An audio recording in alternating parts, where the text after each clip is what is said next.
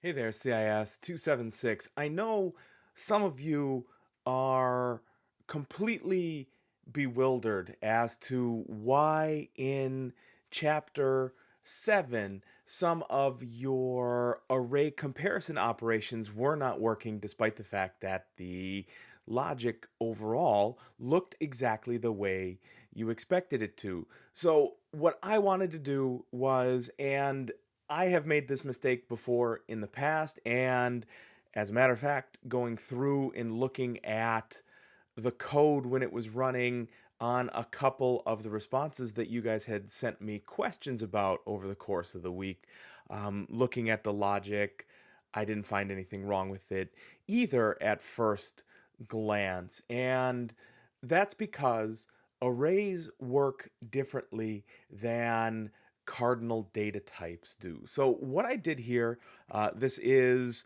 not my code. It is one of your fellow students' code. It is very well executed code. I'm just going to go ahead and run this so you can see what's going on. We are outputting from a from an array, we are outputting the names of the baseball teams here, and very nearly all of you who were messaging me questions were able to do this, which was read from a file into the elements of an array. And over here, if you look at the code window, I will put this code snapshot up so you can see what is happening as well. That is happening here, where we have it's lines 32 through 36, where we are going through and we are simply reading out the names of the teams so that we can process those here. So what I'm going to do is I'm going to go ahead and copy a team, the Washington Senators. And what I'll tell you is if we scroll down here a little bit, there are two things that are happening in this particular piece of code that I think are very, very well done. Number one, after the user enters an input, the program goes through and it converts that input from mixed case to all uppercase. And what it does in its looping mechanism is convert the name from the file into all uppercase. So this way, if I put in the Washington Senators in lowercase and we compare it to Washington Senators in mixed case in the World Series winners text, they're not going to come up as, equals equals comparison wise operator correct, right? That is right. But if we have both of them in all upper or all lowercase, that takes care of that particular problem. So if I paste in here Washington Senators, and what I've done is I've left open this piece of code right here. It's lines 57 and 58, where we are comparing the input that's right here from our user to each and every individual line from the array that we have read into all of our World Series winners from over here. And you can actually see right here that the C out statement, winners at element count, is working. And when you just look at, okay, that equals equals comparison operator, and when you look at Washington Senators, New York Giants, and if I scroll down a little bit, this is what many, many of you will have seen is right here, Washington Senators, Washington Senators, that should evaluate as true, but it doesn't. And this actually has to do with the nature of arrays and how it is that they are passed around inside of a program. Now, some of you have elected to, which is just fine, some of you have elected to pass the array from one function to another, and you're going to have this exact same problem here. Others of you simply, and this is perfectly okay, also read into your array the names from the winner's text. That's what's actually happening here, and you'll be able to see again this piece of code later on. You've read that into your array, and then what you do is you compare user entry to an element in the array, and you just keep going down, down, down, down, down until you run out of elements in your array. Here's the issue with that. When I output something in C++, like I do right here on line 57 from an array. C++ knows that you want to output the contents, so the value of the variables that are assigned to that element in the array. That's what we're outputting. But when we do the comparison here, like we see on line 60, where we have cap username equals winner at element count, what that is doing is it's comparing the value that is stored in the variable of cap user name to a pointer to the array location. So what that means is I'm not comparing it to the value that is, or the value of the variable that is stored there. I am really just pointing to the address, the location where that value is being stored.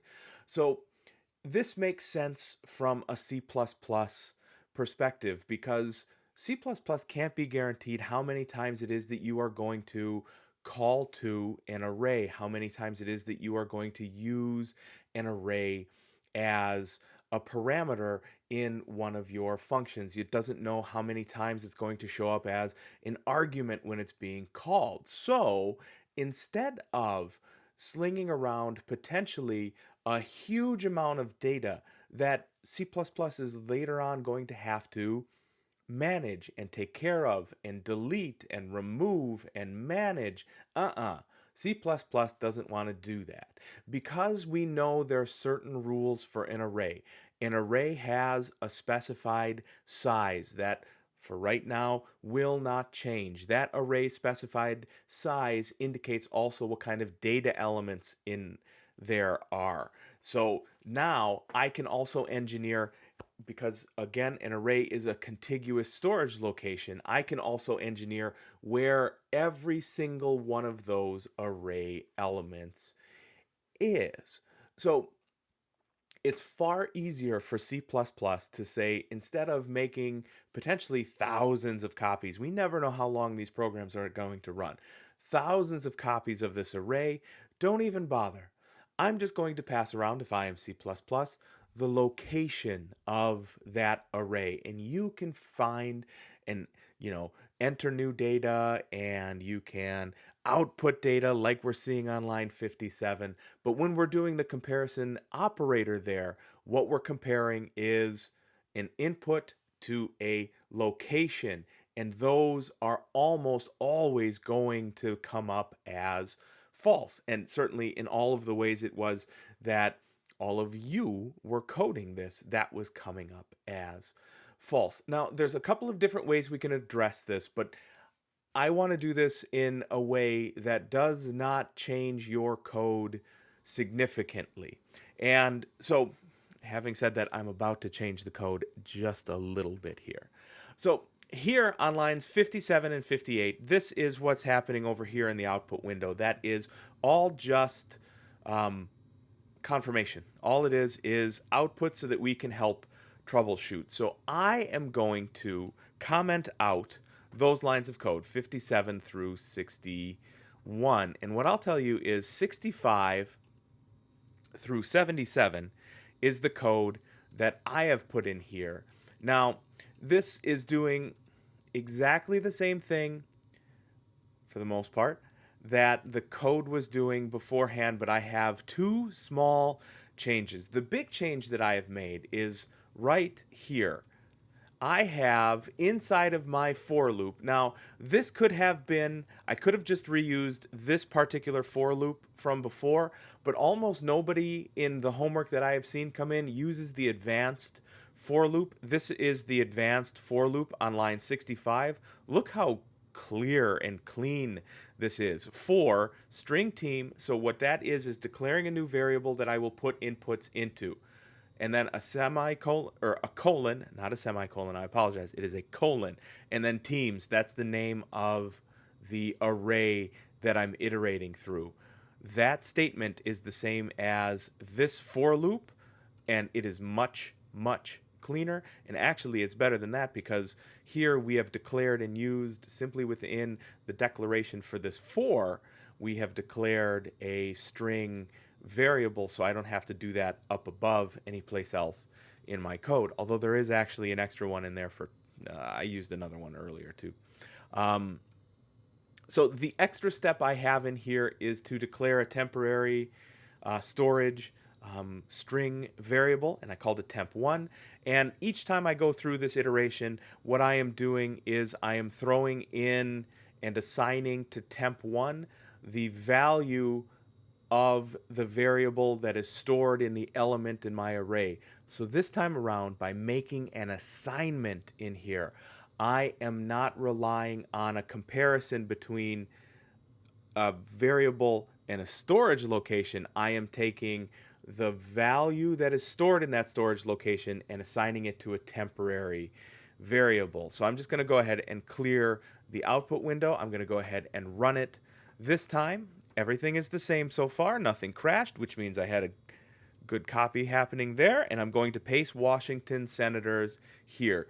If everything went right, that team has won one time. The only difference here is I'm making the comparison here on line 72, not between a variable and a pointer, which is invariably what happens when you are doing it with an array. But I am making the comparison between a variable and a variable. So the only thing I had to add here was these two lines. A temporary, in this case it's a string, but a temporary variable in order to hold that value, and the assignment that I'm doing here on line 69, where I am taking the value that is stored in an element in the array and I'm assigning it to something else. So you will see, it's actually right below here, you will see a link to this REPL so that you can see the code. I'm going to leave everything in here with the comments in and the comments out so that you can see them, and you can go back to your code and add these in.